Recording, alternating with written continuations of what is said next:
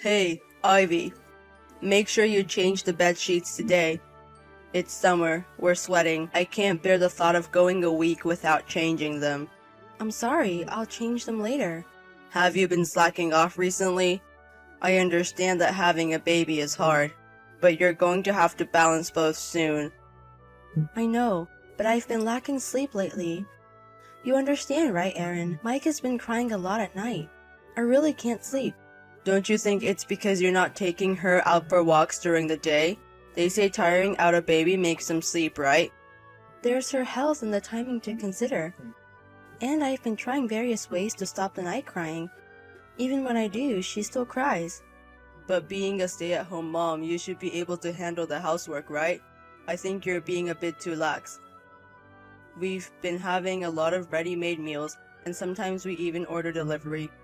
You should at least make a proper meal. Well, if you would watch Anne, I could do that. When I come home, I want to eat right away. Why do I have to wait when I come home starving? You're home all the time. Preparing food is part of a housewife's job, right? Take into account that we have a baby. I've only given birth 3 months ago. I've only been a mother for 3 months, so I can't be perfect right away. Only 3 months? It's already been 3 months.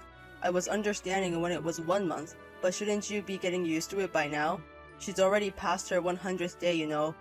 At least stay home on your days off.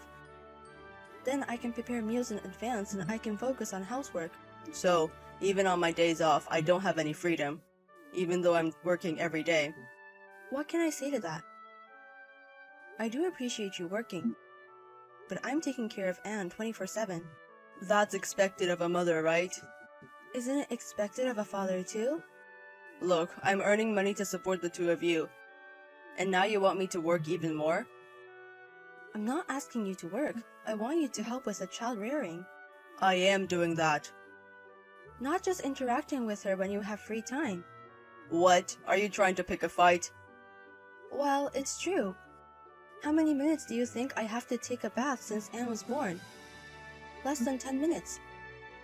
Aaron, it's not enough to just be there playing smartphone games when Anne is asleep. I'm the one always waking up when she cries at night. You want me, who has work the next day, to look after her? You have the nerve to complain about lack of sleep when you can nap during the day, Ivy. On top of it, Anne's crying at night already wakes me up. I can't just sleep whenever I want, you know? Even so, you get to relax on the couch while holding Anne, right? You're out of line, trying to dump childcare onto me after I've worked all day. I'm doing my part, loving Anne as much as I can. I think childcare is a responsibility for both of us. If you were away on business or something, I'd understand. But Aaron, you're home often enough. That's why I'm tired. I'm tired too, you know. You're really spoiled, Ivy. There are people out there who manage to raise children all by themselves. Don't talk about not being able to balance housework and childcare when you're not even working. Why do you say that? Alright, enough. Talking with you will only eat into my rest time. Just remember to change the sheets. And start cooking proper meals. No shortcuts. Aaron, please. Come home. What? Why? Why? Like I said this morning, both Anne and I have a fever. It's going up and I can't sleep while taking care of Anne. If you're feverish, then Anne should be quiet too, right? She starts crying right away, so I have to hold her. I don't want to go back to a house full of germs. What am I supposed to do if I catch a cold? I have an important presentation next week. I can't afford to get sick. Then take us to the hospital. Bring out the car. It's Saturday today. Regular clinics are already closed. There's an emergency hospital. I have a fever of 102.2 degrees Fahrenheit. Anne also has a high fever. Then stop texting and rest quickly. I can't. That's why I'm asking for your help. You're just out having fun on your day off, aren't you? Why won't you come home? Listen, Ivy. The reason I'm out is that you're sick and can't make lunch. Can't you see that I'm going out of my way to let you rest? I'm trying to keep it quiet so you can rest. Aren't you supposed to take care of me and Anne when we're sick? What do you mean by supposed to? Don't force your standards on me. Anne's suffering too, you know. It's not like everything gets resolved once I come home. You're being too persistent. I'm not going to rely on you anymore. Says the one who can't survive without relying on me. I can't consider someone who doesn't even take care of their sick wife and child as family. Oh really? Then live without relying on me. I'm so pissed off, I won't come home tonight. You two were sick, I don't want to catch it. I'll stay at a hotel. Then I won't do the house chores anymore. You live without relying on me too. Ivy, I haven't seen you around lately. What are you doing? Stop slacking off on the house chores. Is that all you've got to say after finally getting in touch? You're not worried about the high fever I had? If you wanted me to worry, you should do your own job properly. Where did you go? You're able to go out and have fun even though you're skipping chores because of a cold. Being a housewife is indeed quite a privilege. You should be the one to stop it. What's with your tone? Aaron! Your wife and child are gone. What? Who are you? I'm your mother. Mom? You're lying, right? No, it's true. What do you mean Ivy and Anne are gone? You left a seriously ill Ivy and went out to have fun, didn't you? Afterwards, I got a call from Ivy and I quickly took her to the hospital. Both of them were admitted immediately. Then both of them are fine, right? Ivy and Anne are alive, right? It's your fault for leaving them alone. Enough with that. Don't joke around with such a stupid lie. They're fine, right? If you have the energy to get mad, why didn't you go to them immediately? Ivy and Anne are alive. But they were really in a dangerous situation.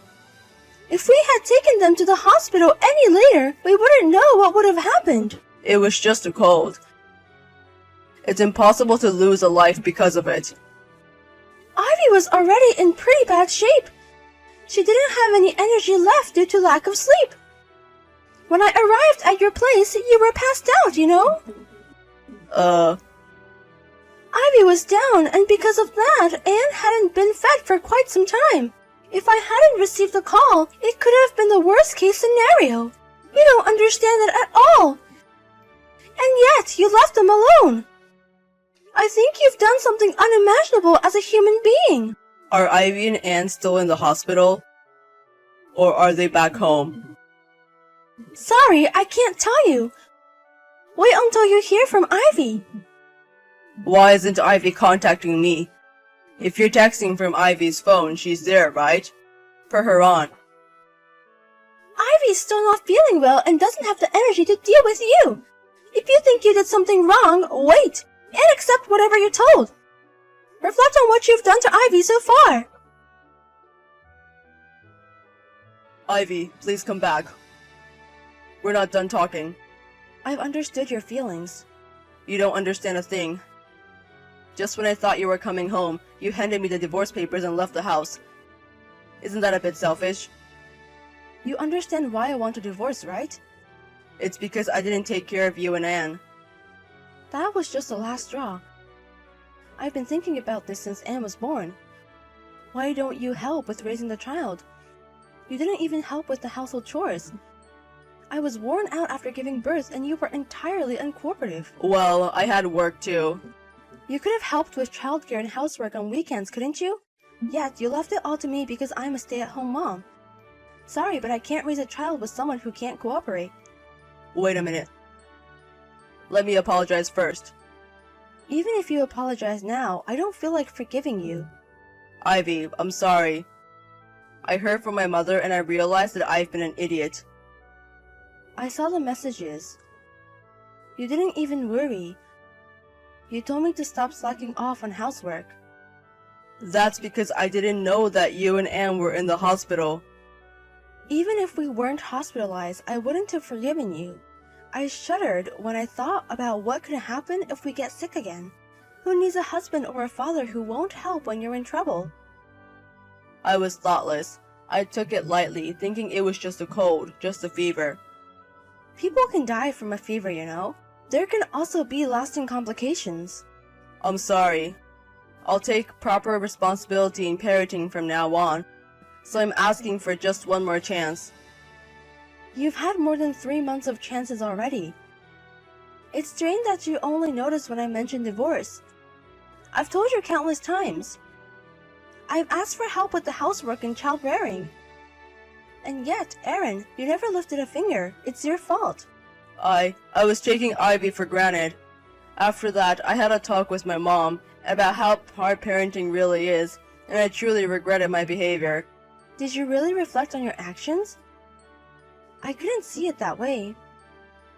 You had said you would attend the discussion today, yet the house was a total mess.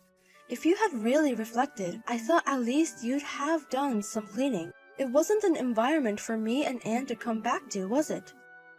I was busy and fell asleep. But you had the whole weekend, didn't you?